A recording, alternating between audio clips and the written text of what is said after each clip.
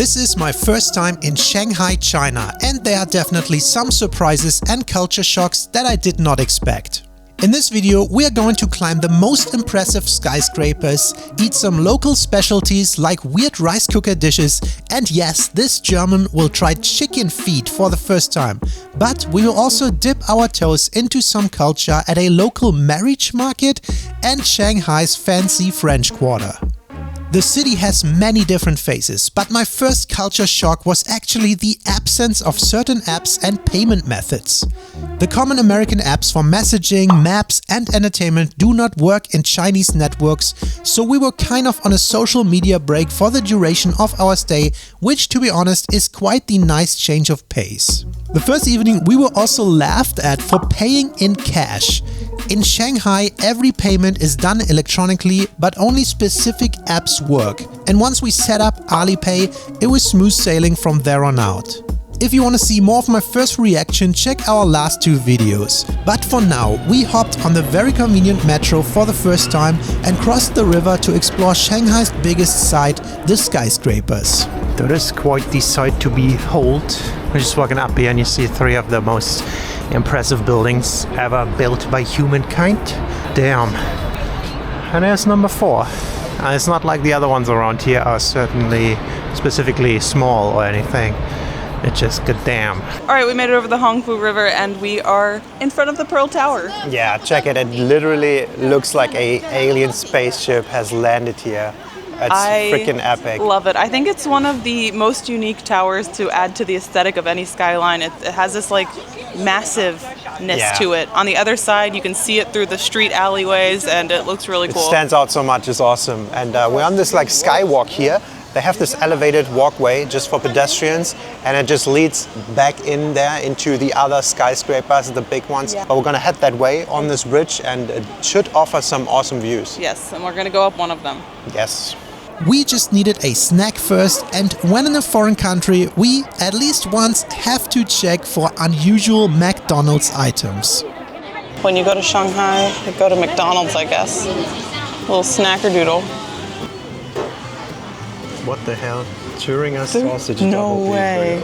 Yes, there is a German Thüringer sausage burger on the McDonald's menu in Shanghai. Also things like pineapple McFlurries, matcha affogato coffee or Schweppes. And yes, Alipay. Ding! Did it work? Look at the McDonald's lid. It's almost like a baby bottle. A sippy cup. Yeah. A what? A sippy cup. Yeah, it is, dude. Cute. You a baby. So fun to drink out of. We're at McDonald's in Shanghai and I decided to get a hot pot chicken burger. Definitely have different things than that were on the menu 11 years ago. So let's give them a try. Sesame seed bun, chicken. I'm curious what the hot pot chicken is going to be like. It's supposed to be a little spicier. Whoa, that's a nice spice. And it's this nice dark meat. I think it's the chicken thigh. So it has this juiciness to it that I really like. Got crispy fries. Try one. They're pretty good. Yeah. Ooh, that's actually spicy. Nice. It's like that triple deep fried or something. Oh yeah. Really crispy. That is a thick batter. One big difference I'm noticing here in McDonald's to the Western McDonald's is it's almost like 20 years back. You order and you get your stuff in a minute. Like all the burgers are pre-made sitting there. Oh, are they? So are the fries. So you're getting that really quickly. They're not making that fresh to order. Oh, surprisingly, this is pretty hot though. These fries are not hot though. Got a chicken wrap, and this thing is really small. I don't know. I thought it was bigger, but this is it. It feels very thin. A little of chicken in there, lettuce. I didn't expect this, but this wrap has a numbing flavor to it. So the Szechuan pepper, which is very common in China, it's really numbing your mouth. It's such a unique flavor. If you haven't ever had it, go try it. It's kind of the experience.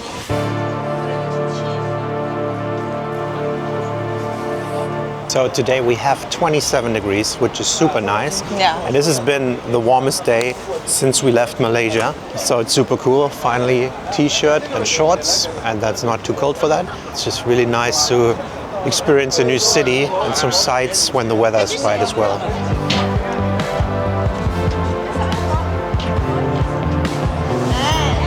We're coming up to the big 3. And I really, really, really like the Jinmao Tower. I think it looks cool. I think it's aesthetically pleasing. Yeah, just a little shorter than the other two. Yo, it's not always about length here. Don't have to have the longest tower, the tallest tower. That's why I like you, thank God. But yeah, the structure, the sharp edges, it looks just awesome. I also like how the Shanghai Tower is bent. Yeah, it turns. Yeah, it's so three different, right? And the financial tower, I don't know why I was never the biggest fan of. It's kind of cool though, still with the bottle opening look, right? It's a bottle opener. Yeah.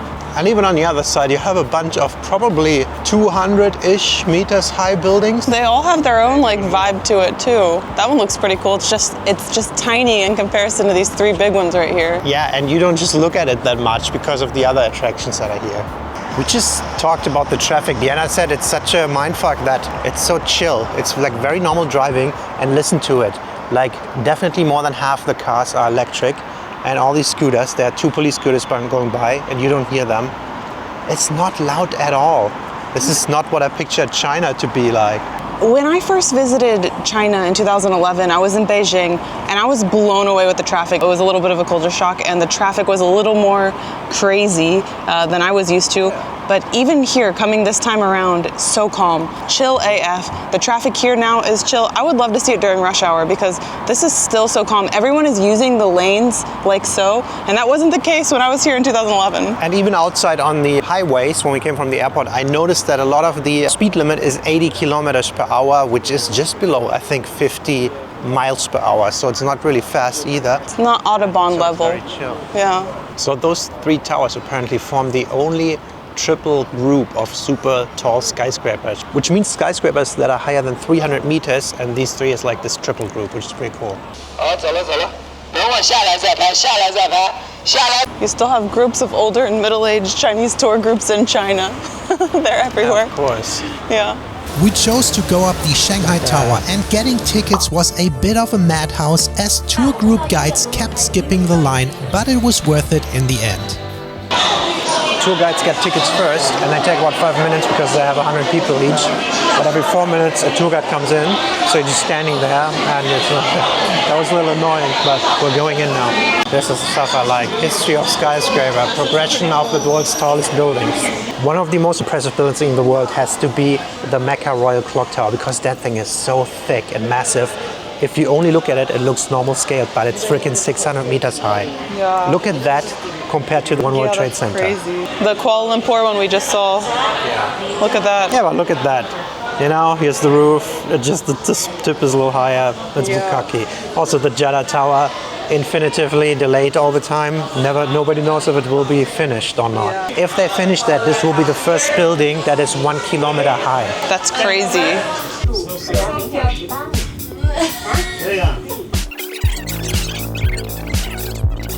We have arrived at 118th floor.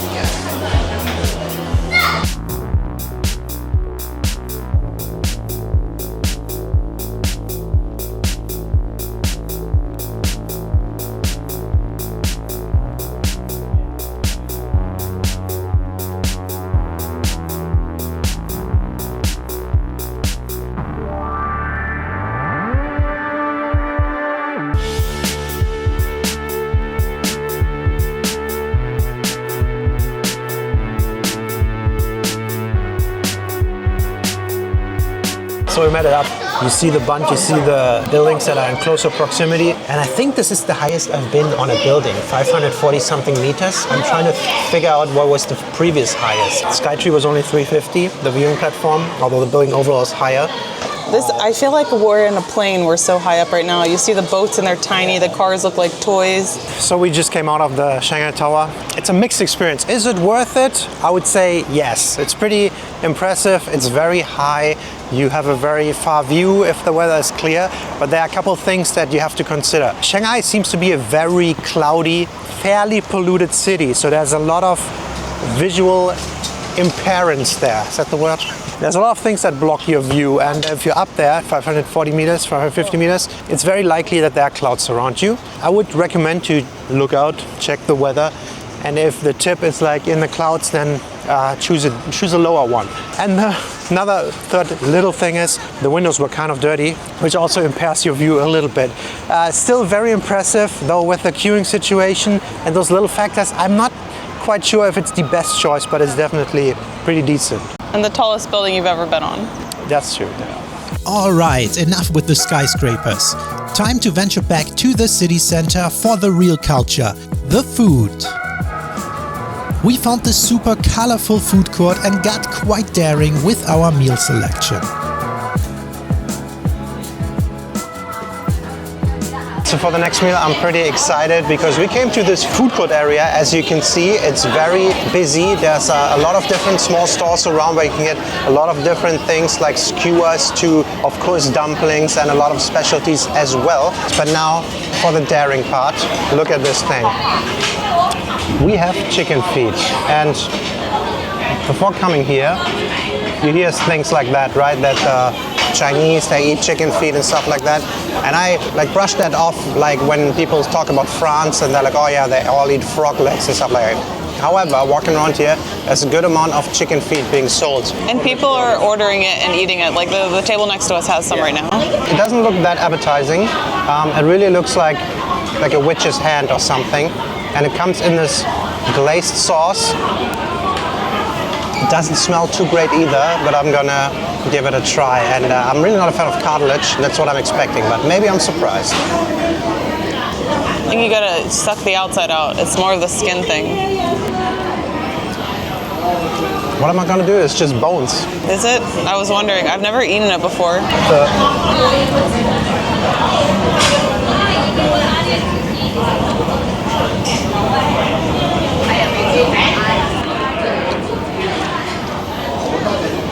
Oh God. I'm sorry, that's not my thing. I'm not sure how to eat this. It's literally bones and cartilage. And I don't know if you just suck the skin off it. You suck the skin and the little bit of meat off of it, I think. It's almost like I'm licking sauce and marinara off a bony dead hand. So that's not for me. Maybe you like it. I too have never eaten chicken feet before, and I feel like one thing a lot of the Chinese culture is to never waste food, right? You use every part of the animal, and chicken feet included. I've literally never had this before, so we'll see. Oh God.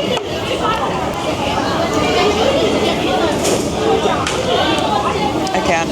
The sauce is quite nice. It's very saucy. That's exactly my experience. But I can't. Not sure. I literally can't eat that. Yeah. If you're Chinese, I'm sorry. I don't want to offend anybody. It's just not my type of stuff. And if we do anything completely wrong, which you probably are, let us know how to eat that and what the point of that is. Did you eat another one of the soup bowls? Yes. They're all empty now. So I grew up in like a partial Chinese household. Like my mom was born and raised in the U.S. Same with my dad, but her parents immigrated to the U.S. and she doesn't cook that much. But when my mom did cook, she cooked these. I call them pearl balls. They're these like glutinous rice balls with like a pork meatball inside, but they're always steamed. I guess the one stereotypical characteristic we had is we had to make good grades growing up. Like in school, we always had to get good grades. But then my mom started enticing us. If we got all A's, we would get pearl balls in our report cards. It's the most Asian thing I've ever heard. The food incentive, like conditioned to need food for a reward. So here it is. So let's go. Curious to see the inside? Does it make you feel like a good student again? Yes. I got all A's. Look at it. So it's this like minced pork. I think pork gives some of the best flavor as far as like fatty, meaty flavor. And then it's surrounded by the sticky rice that I love so much, and it's steamed. All right, Phil shall see. Sticky rice, I like. Fatty pork, I kind of like. Together, sounds really good. It's a little bit of a rougher minced pork that I expected, and it's less saucy than most of these things. I would love to dip these into a soy sauce. Yeah. We often had it with like, this was just a side dish, right? You have some soy sauce or some other sauce that you can put it in. But I love these. I would like pluck these out of the steamer when no one was looking. Very flavorful, very gluttonous, and I think sticky rice is underrated and still underused in some cuisines. It's pretty good. I love it. This food court quite interesting. I think for food court style, This was fairly pricey. Each of these dishes were around 30, so a little bit over. We paid what, 130 something? Yeah. 130 something. Like 140 we paid total. Yeah, which is like 18 euros. Now I think about it, wow, that is expensive for here. And maybe this food court, since being right on the East Nanjing Road, is a very touristy place. But if you want a sample of a lot of things, it's a good place to come to. On our way towards the French Concession district of the city, we came across multiple green parks which were actually very nice. In one of them, the local marriage market was going on. Meaning parents and grandparents sit in the park holding up resumes of their single grandchildren. These are often from remote areas where finding a partner is difficult, and the parents try to matchmake this way. I was also stopped by a group of older Chinese guys with a huge interest in Germany, testing my knowledge of German history with all kinds of questions. Can you give me some example, real example? For example,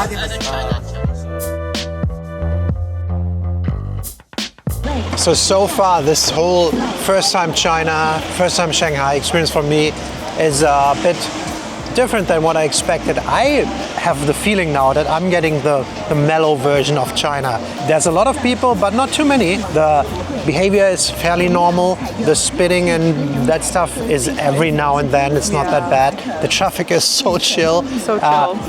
It's really this has to be like the modern mellow version of China, right? I would assume that if I go to smaller, less international cities, it's a little different, but this is absolutely comfortable. Yeah, I can't say. I've only been to like the tier 1 cities. Yeah. I haven't been to any smaller cities. So Do they feel like this? Are they as chill and normal? I don't. It's been honestly over 10 years now, so and it it's was kind worse, of. you said. Yeah, this is very modernized, dude. Everything is electronic payment. We can't even take a metro with cash. You literally have to use Alipay or WePay. I feel like China is the country that's developing at light speed. Right? Yeah, I mean, 10 years ago it was so different. So like, I feel like this is. They say Shanghai changes every 5 years, and I believe it. Afterwards, we made it over to the French Concession historic neighborhood in Shanghai, where East meets West in fascinating ways. Established in 1849, this district was once a hub for French nationals in China, shaping it with a blend of European charm and Chinese tradition. There is some unique architecture, like Art Deco buildings, colonial mansions and traditional shikumen houses standing side by side. Today, the French Concession is a vibrant, trendy neighborhood known for its cafes, boutiques and art galleries, yet it still holds whispers of the past. So this little area here is called Tianzifang. It's in the French Concession area, and it's this little artsy back alley network with a lot of artsy shops, cafes and little restaurants. And it's very tight, narrow and decorated, and it's pretty chill. It's not overrun, so it gives a nice vibe to it. It's one of the tourist attractions here in Shanghai. This area symbolizes Shanghai's complex history, blending foreign influence with Chinese culture, and remains a must-see for those eager to experience the city's rich heritage and dynamic lifestyle. It honestly feels like a different city.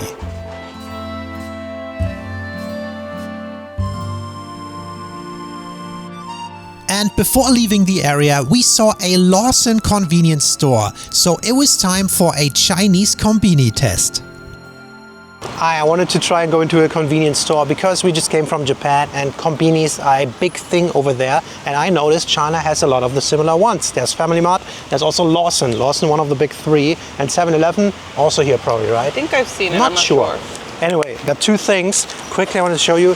This drink I had for the first time in Malaysia. They actually had it in a Chinese store, and this is the best soft drink if you come to China. It's like the Chinese Gatorade, but better. I don't know, it's so good, it's super refreshing. If you know Aquarius from Spain or Pocari Sweat from Thailand and Japan, it's a little bit like that, but really, really good, so I love that thing.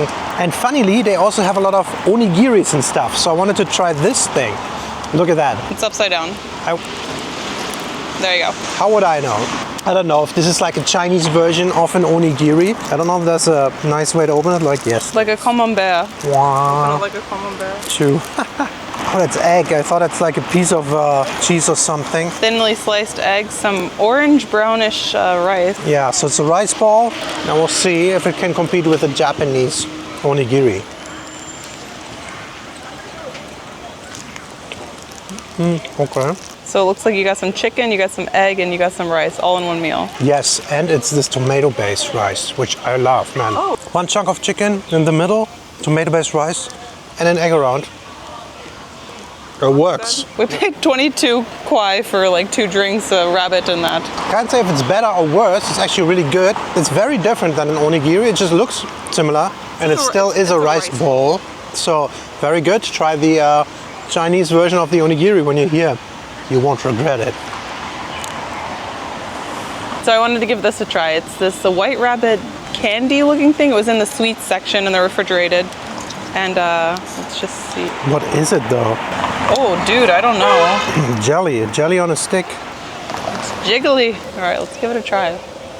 Maybe I can have a little tiny bite of that. Is it pudding on a stick? What is it? I don't know. It has the texture of like soft cheese, but it's definitely not. It's sweet. Weird.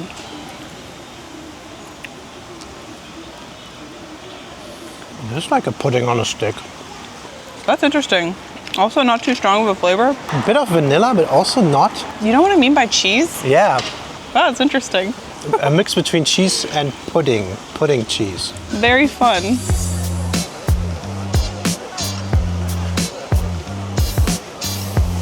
Where are we right now? Did we just transport to Germany? So we're in China, and this is this little thingy in the middle, designed after Europe. So are we in Europetown or Little Europe?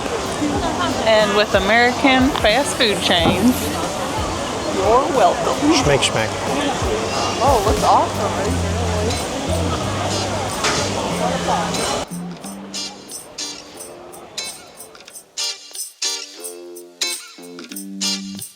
Nice pedestrian zone, walkable shopping, eating. I like the amount of walking, and I feel like we miss that in the US unless you're in the city centers of like New York City or just really close to a downtown area. Sure, they have for Chinatown over there, and here they have Europetown. It works both ways.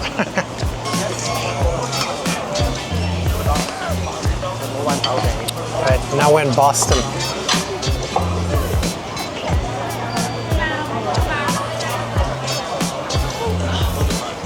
So this whole section here, south of People's Square and then towards the French Concession, it feels very much like a very modern big city, whereas more the Nanjing Road, where we are, the pedestrian zone, is a little crazier, a little more touristy. This was our last evening, and before we leave we got one last meal which was presented in the most Chinese way. We came to this food court, and there's a lot of different restaurants. It's so hard to find the dishes that we want. But we just ordered 2 things, and my dish just came out, and it comes in this little mini rice cooker. How cute Look at is that. It comes, you open it, like, what is this? And then you open it, and I guess they boil the rice in there, and then put your dish on top. All together. How nice. That's so cool. Got some rice dish with chicken and bell peppers. No, it's spicy peppers. See, the nice thing is they ask for spice level. They can make everything no spicy till very spicy. It's so good. I mean, what can I say? It's one of my favorites. Chicken meat. I really like bell peppers that are stir fried. And then this rice and always this Chinese way of this, I don't know, brown sauce. Yeah, like soy sauce, hoisin sauce. Mixed together. It's a good flavor. But the star of the dish is what Deanna ordered. Mine also came in a little rice cooker, but she took it out. But these are so cute. I love this. I am so exhausted. We have been walking around over 20,000 steps a day, just kind of exploring the city, and by the end of it, I'm mentally drained because my Chinese sucks. One of my favorite dishes, and I think it's best with pork, so we have a pork eggplant, and I asked for very, very spicy, very hot too. I'm so tired. I love eggplant. This like sliminess to it. Oh, it's so good. This is the dish we had the very first night when we arrived at like midnight, and there was no other restaurants open except a whole bunch of smoking restaurants. We ate eggplant. Best thing ever.